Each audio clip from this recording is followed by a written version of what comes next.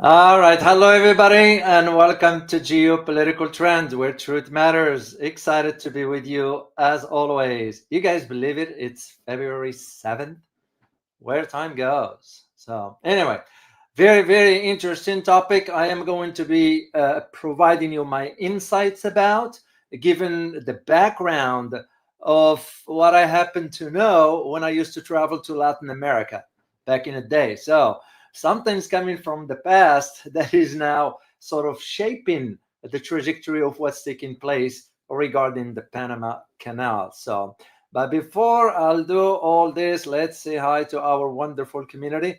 Ramzi Abdurrahman, good to see you. By the way, guys, for those who do not know, Ramzi has been an avid supporter of the channel behind the scenes quietly. So I can't thank you enough, Ramzi, for your support, man. It means a lot. So I want you to know that. Jane Hope, Rick Hine, good to see you. Willie Holman, as always. Alwan Umer, good to see you. Multi Tamtam, good to see you. Phil, here you are. Good to see you. Francis Tango, good to see you as always. Army with Harmony, good to see you. And many thanks for gifting the membership to others. So it's so kind of you and generous to do so. So I appreciate you doing that. Li Yang, good to see you as always. Zhao Yan, good to see you as always. So, guys, Taiwan still, here you are. You are way down there. We got a lot of people. Truth Seeker, as always, good to see you here. So, all right, guys, let's get into our topic here. Before I'll do this, I want to say, first of all, I want to say thank you for taking part in the survey questions that I usually put for you, because I want to have your input. For example, the last one we did, when I asked you a question, should India exit BRICS voluntarily this year, 2025, rather than being ousted? This was also a comment from one of our viewers in the community, and I communicated with him and I said, I'm going to put this for the community to know. So 73% of you said yes, meaning they need to exit voluntarily. 20% said no, and 7% couldn't decide on that, which is fine. You know, that's usually why I give that option. The second topic was about when I asked you whether is Trump plans for Gaza similar to that of the Balfour Declaration, which you all know, to those who know the history of West Asia or Middle East, that is. So you know what I'm referring to. 69% of you said yes, 11% of you said no, and 20% said I don't know. So which is, you know, kind of also not, I don't assume everybody knows what everything. So we're all learning here. So. All right, so I thank you for that. So let me start with some headlines because you need to know what's going on. So I have a lot of picture.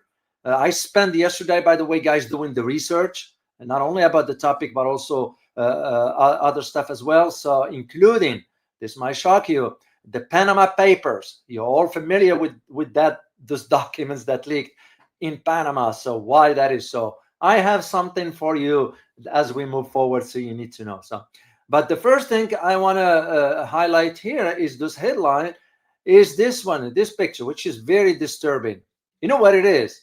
This is Rubio, Narco Rubio, Secretary of State, stealing a plane. Yeah, you can't do that because this is, and the plane belongs to Venezuela. Well, if you know the history of how much hatred Narco Rubio has towards Venezuela, it'll make more sense to you why he did that. Well, Venezuela now accuses Washington of stealing one of its planes and calling Rubio a thief. Even here is the thing, guys. This, and I have the link, I'll share it with you later on. Venezuela has denounced the US seizure of a second Venezuela plane in the Dominican Republic, calling US Secretary of State Marco Rubio a thief. Here is what's important about this that you need to understand. Even in the State Department in Washington, yesterday, State Department spokeswoman criticized the US Secretary of State. Yeah, for doing it. Because here is what she said, and I quote, his hatred of Venezuela now leads him, meaning Narco Rubio, to commit a public crime as he illegally seized an aircraft in collusion with the Dominican Republic. Yeah, this is not right what he's doing. And for him to say, well, yeah, we can, no, you can't, because that's amount to stealing basically. And the order was issued, by the way, in Washington D.C. through the Department of the court in Washington did that. That is a blatant violation of international law, straightforward. So I just want you to be aware of this one here. Whether it's going to be covered here in Washington as far as media, I don't know. But I just wanted to highlight this to you. So, second thing I want to highlight to you has to do with the DRC. You all know what's going on in DRC, the violence that is now expanding. I'm even thinking of doing a video for you to know the ins and outs of it. It's a very complicated issue. If you guys would like me to do this, and I'll do it for you tomorrow, please answer in the chat box yes or no. I don't assume till I get your answer. This way I know if many of you want it, I'll go and do the research this afternoon, spend the whole afternoon just researching this for you for tomorrow. Here's the thing: the risk of violence now sweeping the DRC, or the Democratic Republic of Congo, spreading to the region higher than ever. And this is what you need to understand, because what's involved in this, certain elements that have been involved in Rwanda, if you know what took place back in early 90s with the Hutu versus Tutsi. Now, some in the military in Congo were supporting the Tutsi, and the Tutsi committed major atrocities in Rwanda. So if you would like me to do this, I'll be happy to address it for you. So, all right, let's get into our topic here, and we just go from there, and I'll answer some super sticker questions towards the end. So, well, here's the shocking thing. One of the from off the bat, the shocking thing that to me caught my attention is that now Panama withdrew. In other words, it's not going to renew. It's a BRI that signed in 2017. This is why I put one of these thumbnails is leave BRI or else, because we have threatened Panama. But here is the thing. We didn't threaten Panama regarding the BRI. I'm still trying to find out exactly how this BRI came about. What we have threatened is that we will have our military vessels cross the Panama Canal without paying for it, which means basically what? We will take control of the Panama Canal. And this is where, to me, Panama caved in to Trump following his threat to impose US control over the canal. So, and this is to me where I get the conclusion that as a result, they had to give in something. Marco Rubio has pushed, because his first trip was to Panama. Usually the tradition, for those who are familiar with how the American system works, anytime a new Secretary of State is appointed, nominated, but confirmed by the Senate, usually the first trip goes to the allies, either in Europe, the transatlantic relations, or goes to the Middle East to cement our control of those weak leaders in the Gulf states and so forth. This one was different. Marco Rubio's first trip was to Panama. He harbors a major hatred towards Cuba, towards Venezuela, and now wanted to pressure. And another country, third country, is Bolivia. And you all know why all these three countries, because they never bow to US pressure. And they decided to move forward with ventures, economic one that is with the Chinese. That's what's at the heart of it. Because this is what Marco Rubio did in Panama, pressured them to give in something. And what the Panama ended up doing is that they stated on the record, we will not renew a 2017 deal to join China BRI, Belt and Road Initiative. It's the same approach Panama did, the same way Italy did when we pressured the Italian Prime Minister, the fox. I call her the fox, Giorgia Meloni. That's what she did exactly. So So here are some questions we need to ask, and I'm gonna. Where are they? Right here, guys. Here are the questions. First question is, what sort of threats Trump issued? Because he said something big is going to happen, and you're going to be listening to that. Why did Panama cave in? Okay. How will China react? And the last question is, what are the geopolitical implications regarding the Western Hemisphere, mainly? Those are the key questions that we ought to consider as we move forward. Before I'll delve deeper into all this, guys, I want you, if this is your first time here, because what you are listening to, this analysis that I provide, you are not going to hear it anywhere else. I'm not bragging. I know what I'm talking about. I built over 14 years of experience. I've been on the ground, so I know what I'm talking about here. So the analysis you are hearing, you're not getting anywhere else. So if you are learning and enjoying these free episodes, I will greatly appreciate if you can subscribe to the channel here, so other people around the world will have the same opportunity like you to hear the truth. I will be very, very grateful to you. So, and I'm gonna put the link on the chat box for you guys, for those who, because you won't be able to click on it if I put it under a banner from the right here. You won't be able to click on it, but I did put it in the chat box. And thank you very much for your support. So now, as I said, let me first, I'm gonna do this one here for you guys. Is I want to play a clip, and let me share a screen with you first.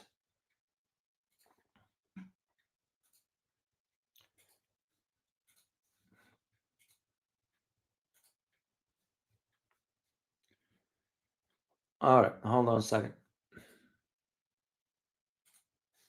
Wow, too many stuff. But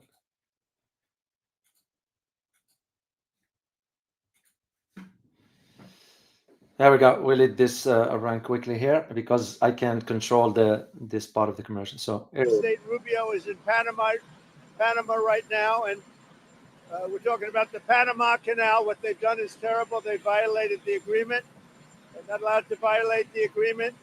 China's running the Panama Canal. That was not given to China. That was given to Panama foolishly. Which is not true. China is not running Panama Canal, just to let you guys know. But they violated the agreement, and we're going to take it back, or something very powerful is going to happen. The meaning of this something powerful, that's a threat. In the diplomatic language, that is a form of threat. So anyway, I just wanted to share that with you, so for you to see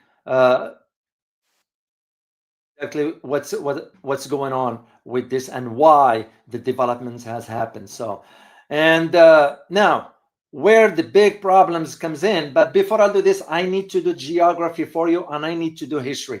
If you don't understand the history of Panama, all this will not make sense to you guys. So let's jump into the history here. I'll start with geography like I always do. Let me share, and this is the time that I spend, guys, in ensuring that you have a full picture, including geography. There is something called political geography in the field of international relations. So, all right, Panama. A lot of people do not even know where it's located. So Panama is located on the land bridge that connects North and South America. So that is a very, very strategic location, bordering both Colombia and Costa Rica, and has both access to Caribbean and the Pacific Ocean coasts. Panama is transcontinental country. It is what it is. And there is what's called on the southern edge of the Isthmus of Panama. This is the narrow strip of land connecting the continents of North and South America. It is positioned in the northern and western hemisphere of the earth. Panama is bordered by Colombia to the southeast and by Costa Rica to the west. It is also bound by the Caribbean Sea to the north and the Pacific Ocean to the south. That's what it is. So just for you to know at least an idea, geographically speaking, where the country is. So now let me move into the history, because this is very important for you to know, guys. And what I'm going to do is as I said, I spent time yesterday, the entire afternoon, just looking at information that will be of use to you. And I even gathered some pictures from the records. So because it will make more sense to you what I'm going to be showing you.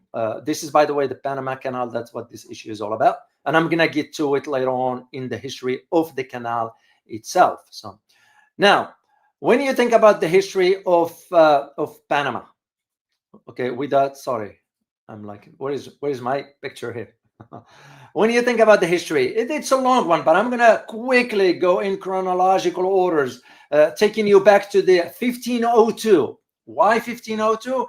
Because that's with the Spanish conquistador Rodrigo Batista's land in Panama. That's when it started, according to the historical record. So 1519 is saw the Panama became a Spanish location, almost the visceral royalty of none other than New Andalusia. Now, Andalusia, to those who do not know, that's where, by the way, my ancestors are from. Where is Andalusia? Does anybody know? So let me see in the chat box if you can tell me where is the original Andalusia is located. To those who know a little bit about history. Oh, Dan Clark, you got it. Flat Earth Hangout, you got it. Caracolak, you got it. It is in Spain. It is in Spain. Now, for Panama, 1519, Panama became like the new Andalusia. And if you know the history of how developed that area was, so fast forward to 1829. What happened in 1829? Panama gained independence from Spain. So, and right after that, immediately joined the Confederacy of the Grand Colombia, with Colombia, Venezuela, Ecuador, Peru, and Bolivia. Now, what do they have in common, all those countries? This is why Marco Rubio, first trip to Panama, gives you an idea about what he has in mind regarding Latin America. Remember, his ancestors are from Cuba, okay? And an avid supporter of the sanctions on Cuba and Venezuela and any other country in Latin America that he could have his hand of. Now he's in possession of power. Mark my word, he's going to abuse that power. This is where my fear lies moving forward. 1830, the Grand Colombia, which is the Confederacy, separated. So, and this is where Panama became, here is what a lot of people do not know, Panama became part of Colombia at some point in its history, 1830. Moved to 1846. 1846, Panama signed a treaty with the United States to build a railway across Isthmus. 1880, France attempted and failed to build the canal across the Isthmus location. This is when you move into the 20th century, and this is where it gets very important. Panama gained in 1903. Panama gained independence from Colombia, which means now it is an independent, but not the way you and I understand it. Why? Because the United States went ahead and bought the right to build Panama Canal. This is where the trick is. This is what you need to understand, the importance of history. So the US bought the rights in 1903 to build the Panama Canal. 1914, the canal was completed. Okay, 1914. And in 1939, which you all know what was happening during that era, Panama ceased to be a US protectorate, which means it can move in its own. So what happened in 1968? And I have the pictures here. I even put them in order, so this way you know whom I'm referring to here. The picture you are looking at, that's the chief of the National Guard, General Omar Torrijos Herrera. He's the one who staged a coup and imposed the dictatorship later on after after the coup succeeded. Why is this important? To highlight to you, this is why, like the likes of certain countries in Latin America, are known for the coups. That just happens, part of it. We encouraged some in the late 60s, early 70s. So. Now, 1981, Torrijos, the guy you saw right here, was ousted. And who replaced him? It was none other than, here's the guy. Do you guys know who this guy is? You should. If anybody knows, please type in the chat box, please.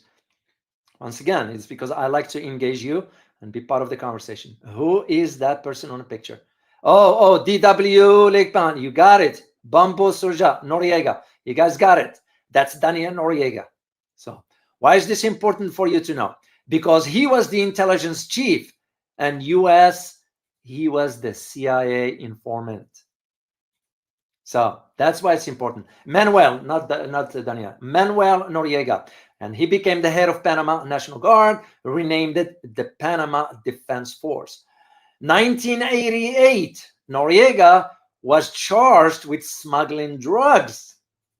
Because, of course, we propped him for power. This is with the, when you did, by the way, when you say females and all that, that's just part of the trick. So those are, especially on the US side, those are not your average females. Those are spies, just to let you guys know.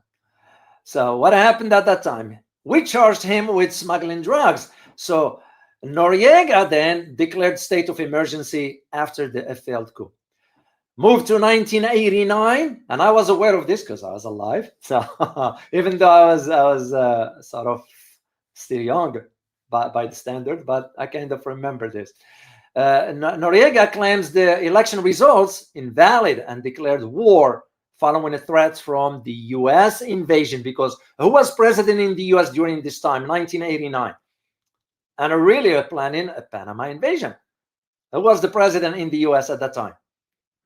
You should know this one here also.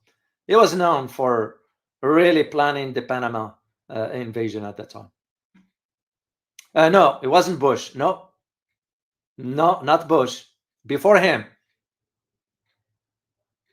Remember, the 80s. It was Reagan. David King. You got it. You got it. It was Reagan. It was Reagan that, because Reagan's involvement in Latin America, this is here again, one of the things I need to share this with you while I'm thinking about it. You'll remember the Iran-Contra, right? Where we were selling weapons to Iran. Yeah, we were selling weapons to Iran. It was the Reagan administration that did that. And the money we were getting, of course, that wasn't coming directly. Where did the money end up?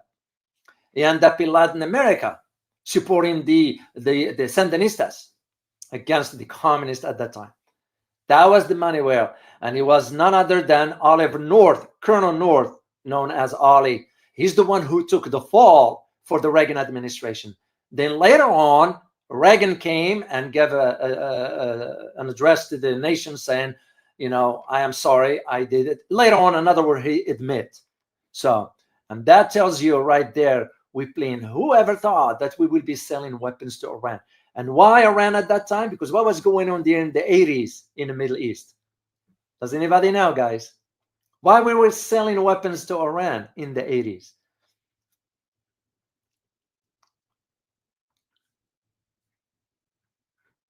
Does anybody know? A war, which one? Which one? In the 80s. Just remember, in the 80s. Iran-Iraq war. Bro Eswar, you got it. You got it. The Iran-Iraq war. We were supplying both sides because we wanted to keep the conflict going on.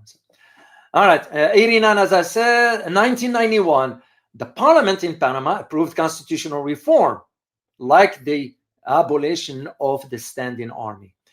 And this is why, and I was aware of this, 1992, the court in the US found Noriega guilty of drug smuggling, and he was sentenced to 40 years in US prison. So this is the guy was an informant for the CIA. So 1999, you saw the emergence of this, and I got a picture of for you guys here. This is not Noriega, U.S. Marshal in Miami, Florida, when they detained Noriega at that time.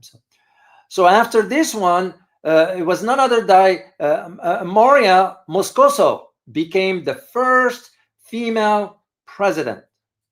Right here, she became the first female president. And what she ended up doing is she created a panel to investigate crimes. What ended up happening, it was a national strike that took place. And she was overthrown. And who came after her was Riccardo Martellini in 2009.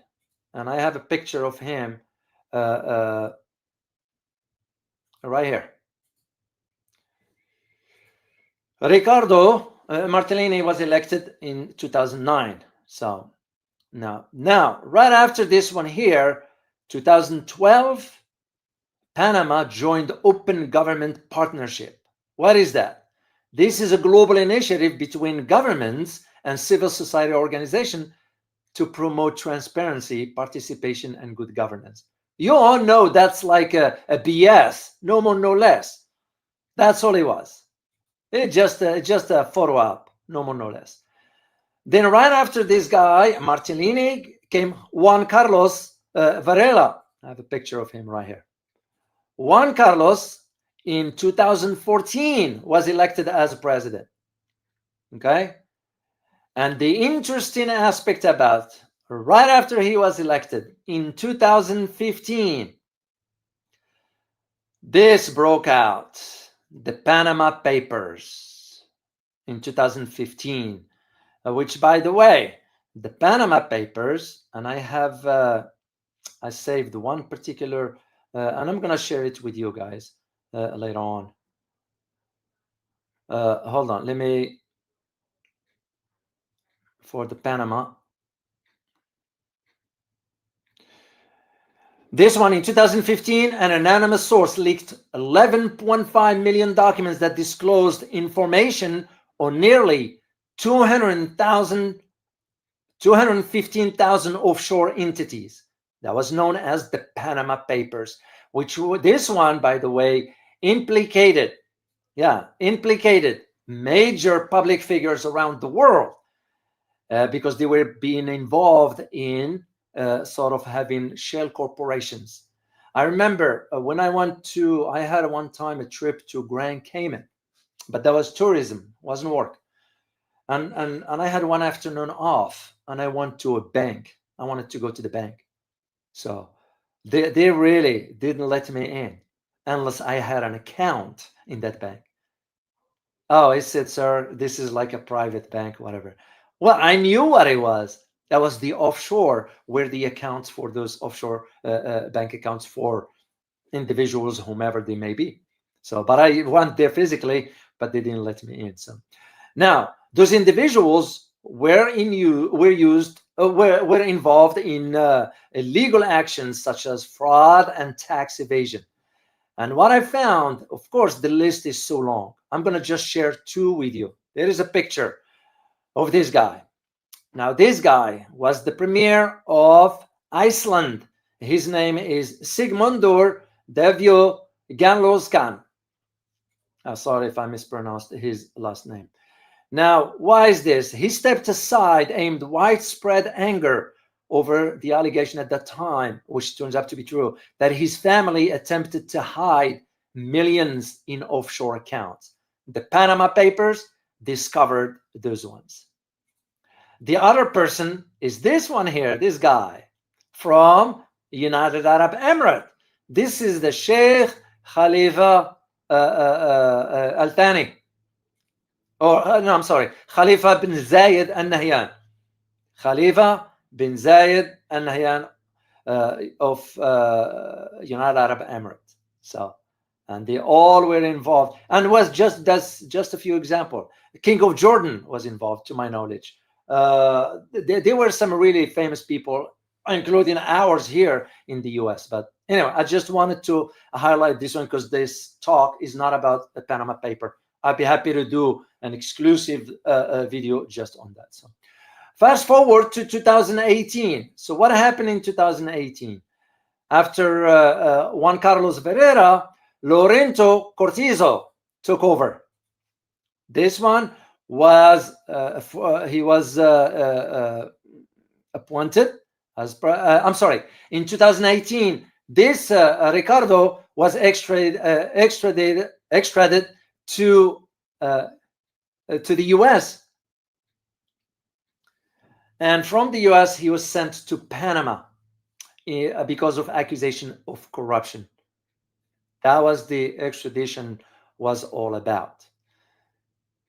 So, and right after him, it was, I think that's it. That was the last one till Lorenzo. And I thought I have a picture right here. Right here. This is Cortizo, the one that was appointed. Then after that one, Lorenzo in 2019 was elected president. But today you have Molino. He is the president of Panama. So anyway, I just wanted to provide you this history because it's very, very important to understand it. And without it, it's not going to make sense to you. So now, here's the thing. The current president, Molino, right here. And here is, by the way, he met with Narco Rubio. And Marco Rubio pressured him for why he bowed into the US pressure. Well, the important thing is that Molino said he has resisted now pressure from the US government. And why? It's because of the management of the waterway that is vital to global trade. Yeah, but this is not about global trade. And we'll get into that. So, because the president, Molino of Panama, told reporters after the meeting with Rubio, and I quote, "No real threat of retaking the canal or the use of force." I don't know about that. So the Panamanian leader also said that he had addressed the US concerns over Chinese presence. And that's when it became clear to me, this is a lie. Not him, it's who reported the information. And who reported this information is CNN. And what is the CNN does? CNN is the back door of the government, especially when it comes down to the Democrats. Because the keyword that I got into this when it says the Panamanian leader also said he had addressed the US concerns over Chinese presence around the waterway. No, it was never. And that's where the pressure came in by us telling him, well, the only way to remedy this is you do not renew the BRICS contract that you signed in 2017. Now, could he be scared from what Trump said about something major happening? Yeah, we all know Trump was just bluffing, no more, no less, because that bullying is not going to cut it. And also what gives me a hint into why this is a lie coming from the media is what Rubio said. And I quote here, "I think this visit opens the door to build new relations and try to increase as much as possible US investments in Panama." End of quote.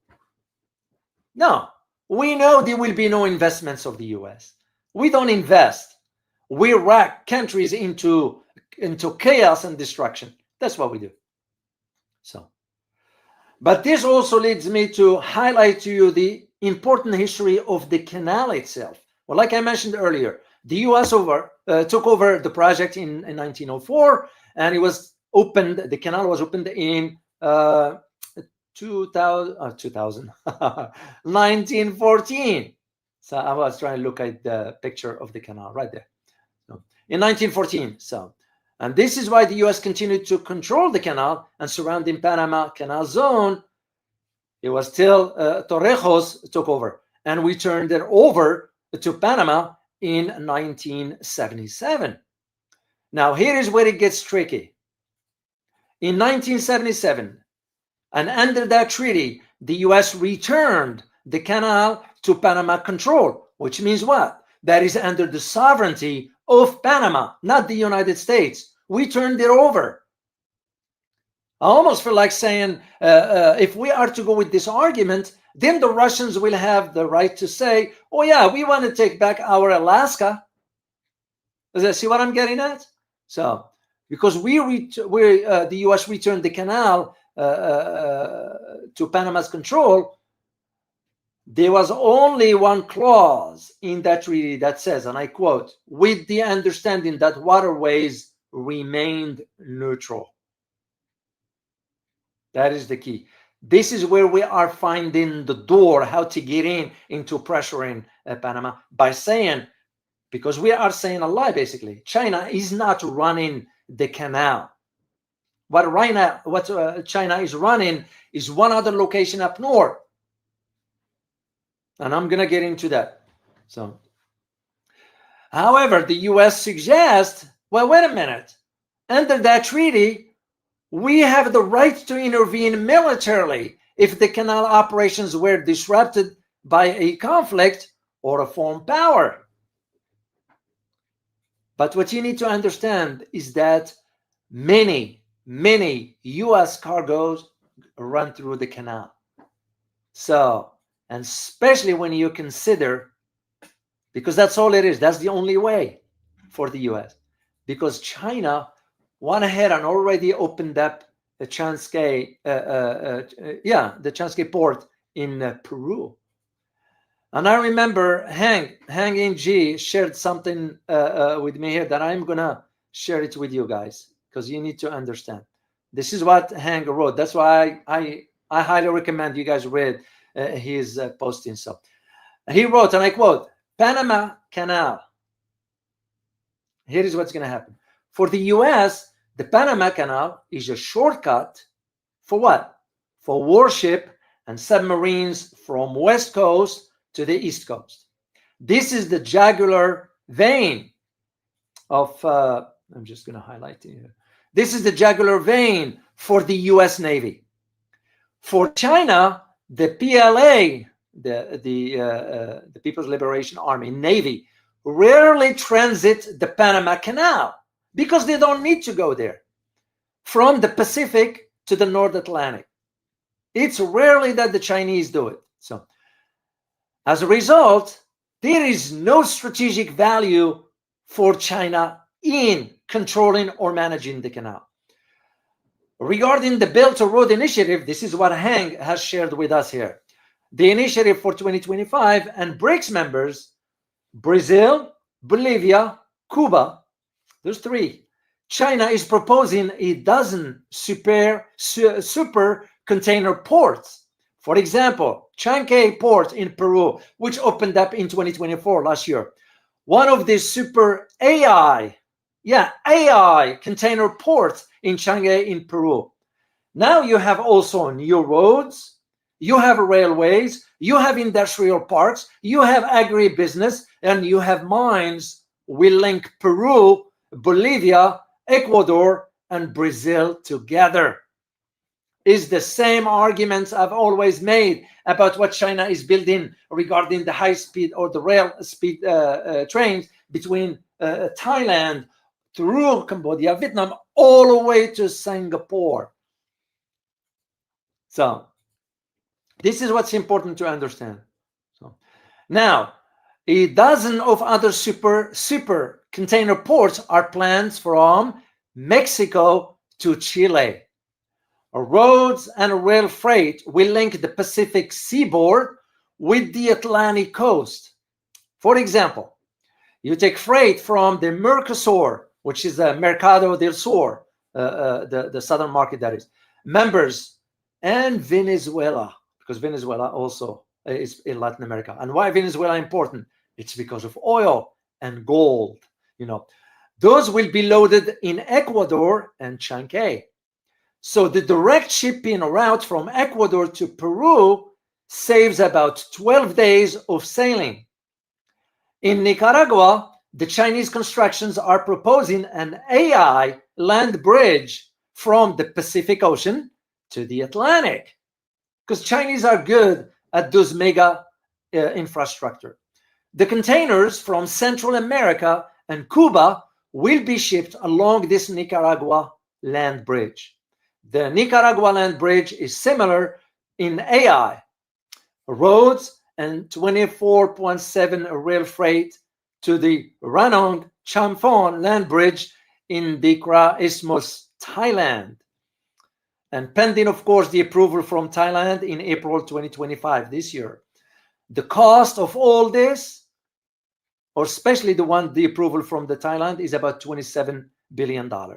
So the Panama Canal needs a massive upgrade for two reasons. One, for Panamax Triple E containers, and two, there is no water in the Panama Canal during the dry season.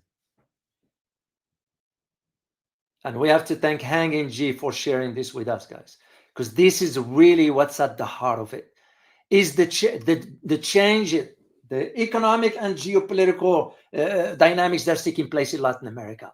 And why? Because China is investing into all this. This is why we pressured the Panama now to do whatever we want them to do.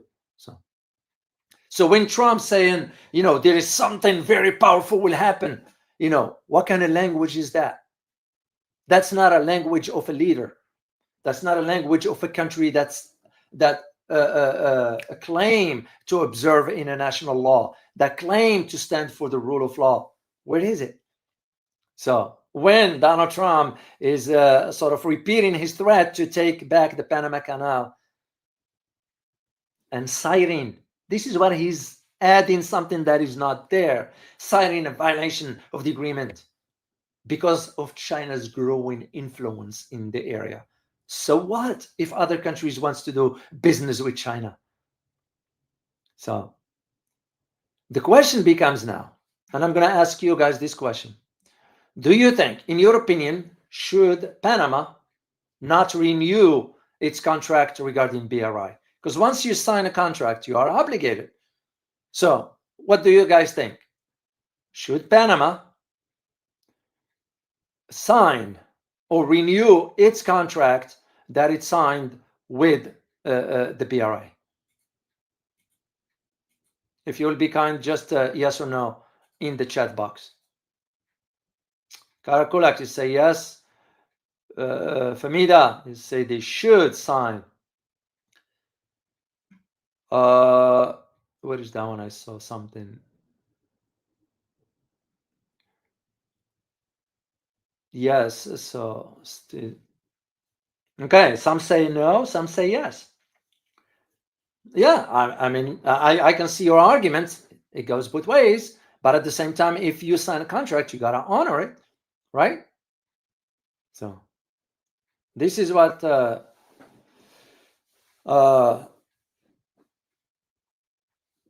I believe. This is not right what Trump is saying or what Marco Rubio is doing. So because now when Panama decided to join BRI, because the BRI is going to promote the funding for infrastructure and development projects, which is very critical to a poor country. Panama is not your rich country. So, however, the arguments, of course, that is made that no, that means the Panama is going to now be held hostage to the Chinese.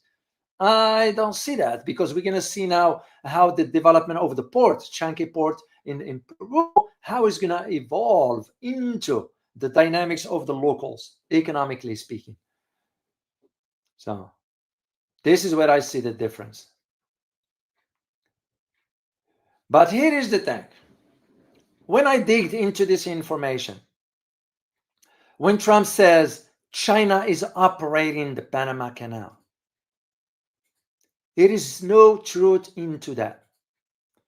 And I'm going to share the link with you later on, guys.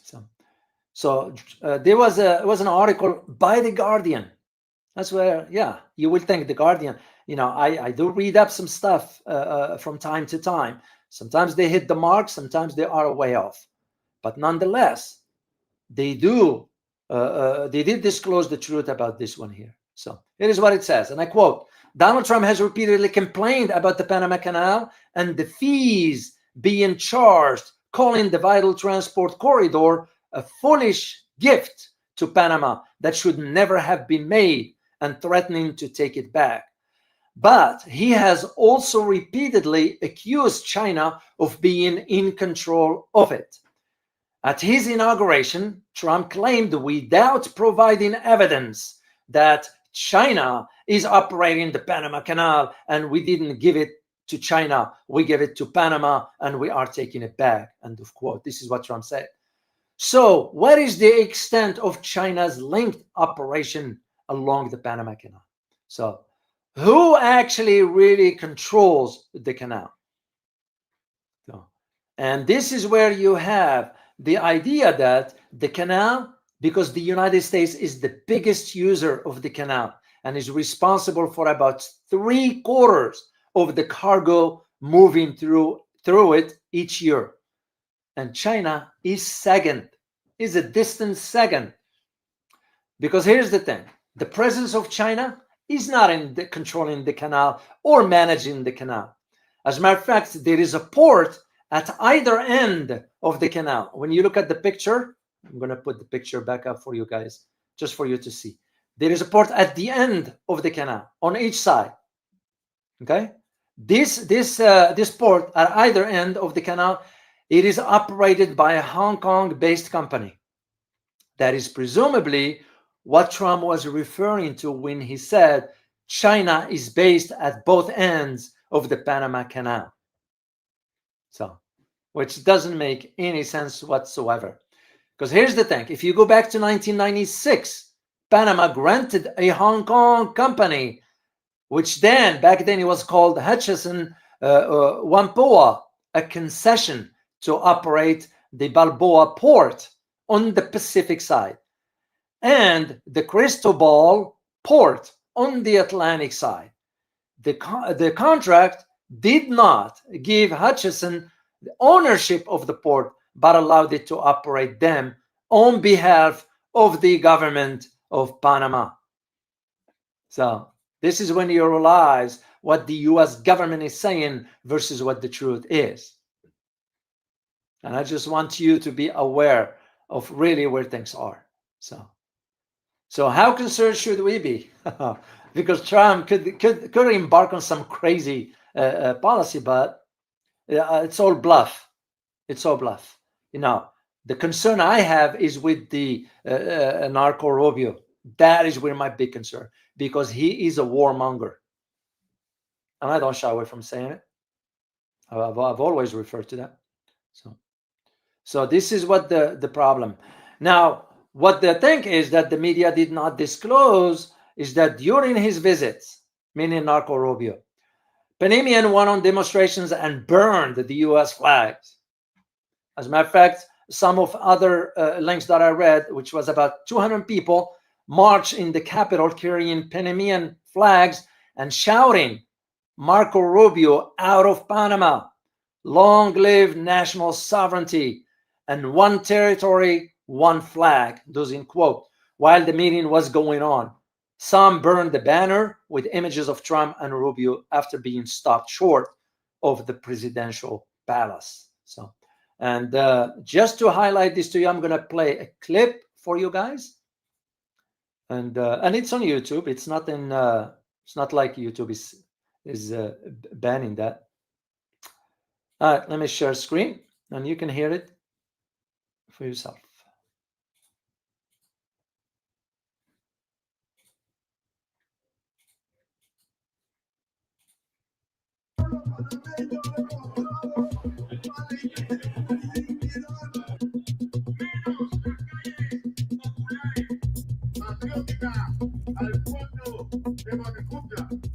Quiere anexarse Canadá, quiere invadir México, quiere tomar el canal, quiere arrancar Groenlandia a Dinamarca.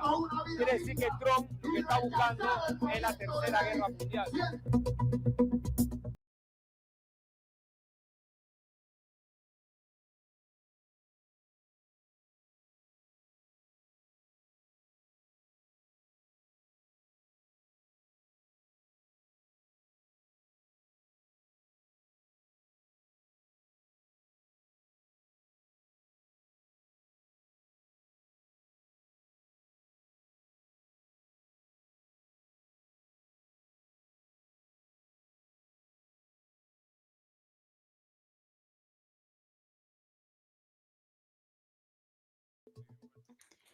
Okay, and I have another clip that I'm going to share with you because I need you to see, guys, with your own eyes, because to me that's what the accuracy of information is when you see and hear with your own, you see with your own eyes and hear with your own ears what is going on. So this way it makes more sense to you. Take a listen here. Or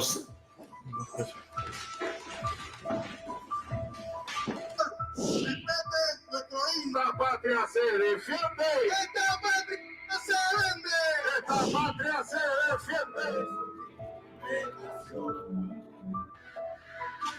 Saludar, señor. Ya.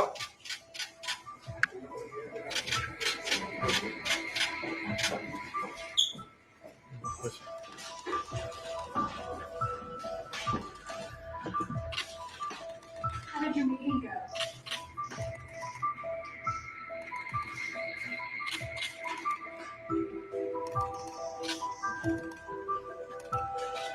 Saludar, señor. Ya.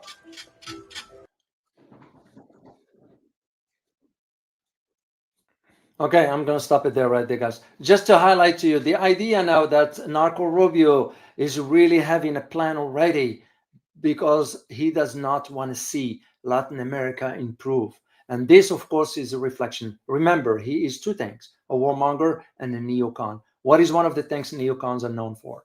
You know, fomenting and our history in Latin America. I wrote about it in my, I think in a Russia book. Yeah, I either Russia book or Iran book, one of those.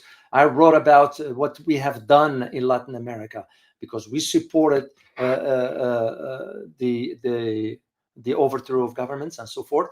And the CIA history in Latin America is not good.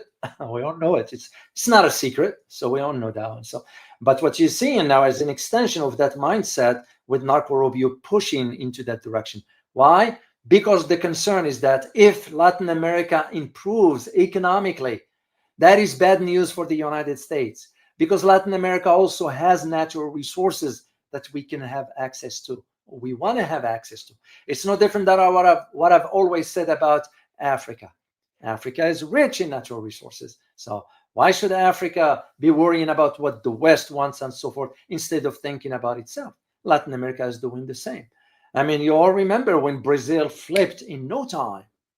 So, and that's why I kind of like was hoping that Brazil will kind of try to get out of the debt that sank itself into by taking a loan from the IMF, which it never paid. I remember the year or even the month when that IMF loan was issued to Argentina in 1987, 87 or 88.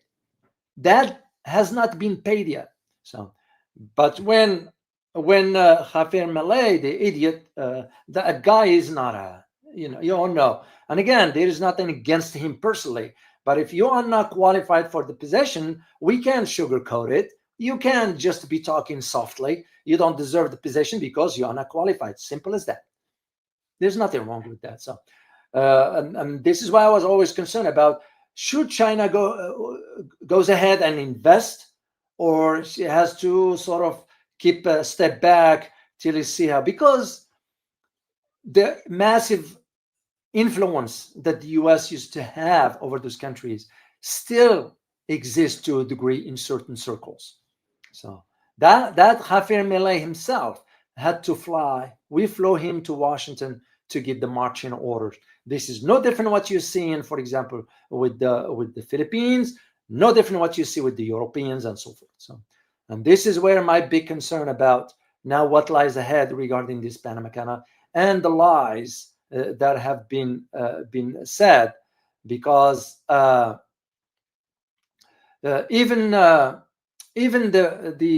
Panamanian president, Molino, let me put a picture of him so you know.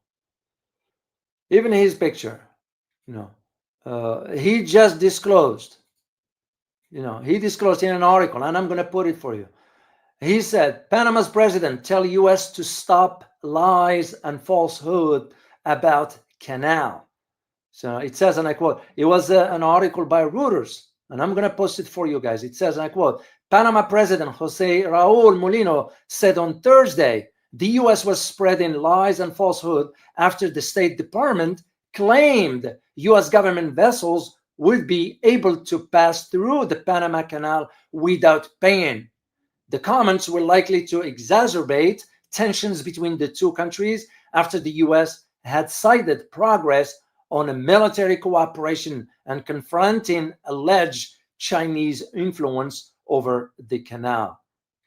So, end of quote. This is just to highlight to you that even the Panamanian president is coming forward and disclosing that it was a lie for what the US is saying. And by the way, I give credit with that picture to Martin Bernetti. That's his picture. So the one you saw, you give credit. If you ever do pictures, guys, and you see the name, you give credit to the individual because it's the right thing to do. So anyway, there is a lot to cover on this, but this is why I wanted to do this, just to clear up the confusion, because there is a lot of confusion and a lot of lies that is emanating from Washington regarding that. Oh, is China that is managing the canal? It is not true. China is not managing the Panama Canal. I'm telling you this. There are two companies, one in two locations from the north and south of the canal, own companies from Hong Kong. Those are the ones they're managing. That does not mean is China. So, of course, for us, we lump everything in one scope because we want to inflate and create the fear that, oh my gosh, China's taking over and all that. And there is none of that. Even the president, as I said, president himself is saying, the US needs to stop spreading the lies and falsehoods, because that is what we are known for. Sad to say, but it is the truth. So, and this is what I want you guys to understand in all this here. And that's all I have. I'm going to see if there are any super sticker questions. Otherwise, I'm going to sign off and go. Do you guys want me to do the Congo, by the way? I'm going to put it in a survey for the community. And you get if you get a chance to vote, then I'll go through that way. I'll do it that way. Army with Harmony, thank you so much for your continued support. Can you please elaborate on the hatred? What I meant by that is because of Venezuela never bowed to the US pressure. We never agree to wanting Venezuela to sort of move economically forward. But this didn't start last year. This one started when Hugo Chavez was in power. You remember, he was very defiant to the Americans, the same way Fidel Castro did in Cuba. And we couldn't break them down. We couldn't get them down on the knee, and we didn't like that. And the politicians in America, especially the neocons, have harbored this bad feeling towards those countries in Latin America. That includes Venezuela. That is the reason why he wants to do this idea of stealing the plane. Well, you can't take a property, because that plane is a property of the Venezuela government. Who gives us the right to just confiscate the plane? You can't do that. It's a violation of the law. First of all, you have to know why you're confiscating the plane, and second, it has to be like in any trial or any investigation, there has to be a process for that. But you can't just do it willy-nilly because you feel like it. That's against the law. So that's what I meant by the harboring the hatred towards Venezuela, and also Bolivia and Peru to a degree, because those countries, they don't want to. When I was in Bolivia, I remember at that time, the government of Morales at that time, they didn't care about what the Americans are saying, because Morales didn't want to align himself with the US. And why are we upset about that? If we are saying every country is sovereign, well, then they're sovereign to do whatever they want. This is with the assumption they doesn't go and create havoc on the international system. But on the other hand, turns out to be we are the one creating havoc on the international system. And now it's going to even be worse moving forward, because I don't see how things going to evolve in a right direction moving forward. By the time Trump ends his term, we will be in a different position. Mark my word on it. I'm starting to see the writing on the wall for what lies ahead. So it just with the statements of other governments, the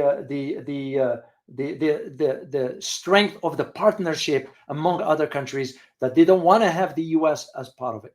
This is why I always keep going back to BRICS, especially with the India rolling to it. I never felt that India had something to add or have something to add to BRICS. What does India bring to the table? And again, I am not picking on India here. I am presenting the facts, because Indian people deserve a better life. There, at least for the last 14 years, is still the same that it was before. So what is the role of a government? As simple as that. I'll say the same arguments that I am seeing now, the trends in the Philippines. And I am getting concerned as to where Philippines is headed. So that is where I see the concern about this one. So that hatred, that's what it's about. We never want them to move forward and take a stand. So I hope I answered that one, Army with Harmony. Not Marinduki. Thank you so much for your super sticker. Truly appreciate your support. Rafael Lugon, as always, greatly appreciate your support. What are we missing? Russia and China are working to cut out completely commerce with the US and the old Europe. They are going to cut us out.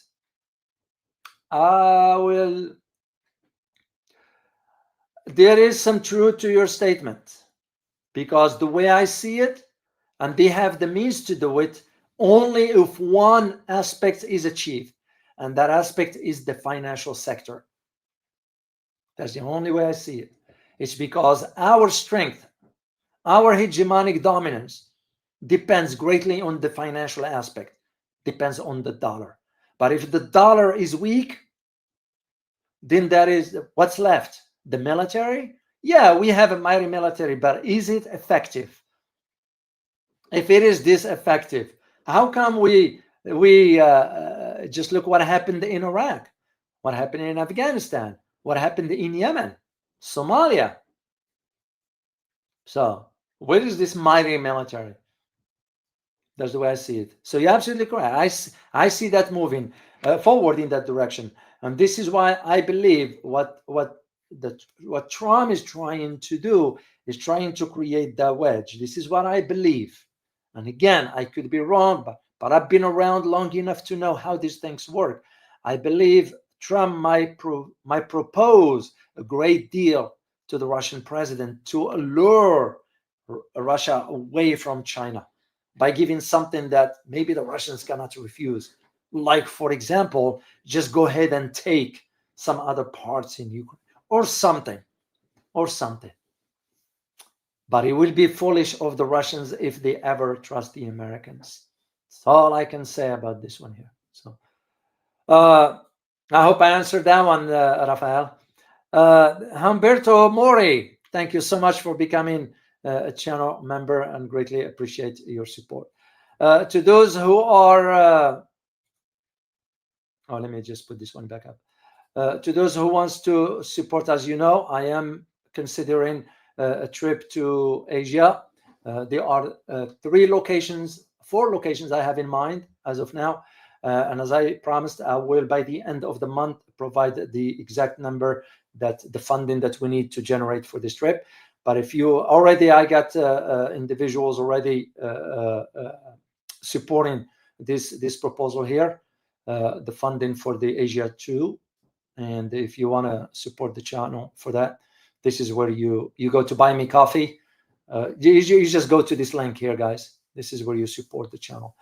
There are those who've been supporting the trip through PayPal. So, and I already created a spreadsheet where I keep track of all the donations that they are going strictly for the Asia trip. So I'm very, very grateful for your support. This is for the channel. should you decide to support the channel. Please, while I'm remembering, hit the like button. I will really appreciate it. We are about 3,000 subscribers short of 100. So I would greatly appreciate if you can help me out reach that number. So we'll cross to the next phase, I guess, whatever that is. It's not about, I know it's a lot of people say it's not about the quantity, it's about the quality. You know, I've seen channels with 1 million subscribers, but they got not enough substance to and I don't shy away from it. And I'll tell them to their faces, you know, because to me, just a matter of facts, simple as that. So what you are hearing in this channel is unique to this channel. Simple as that. And because I devote time in researching and getting the information that will be of value to you, because I don't want you just to sit here, listen to me if there is no value in it for you. What's the point? I don't want to waste your time. I don't want to waste mine. Anyway, guys, I hope you guys enjoyed whatever I shared with you, and I look forward to seeing you next time. As always, remember, geopolitics impact your daily life in more ways than one. Till next time, guys. Bye-bye.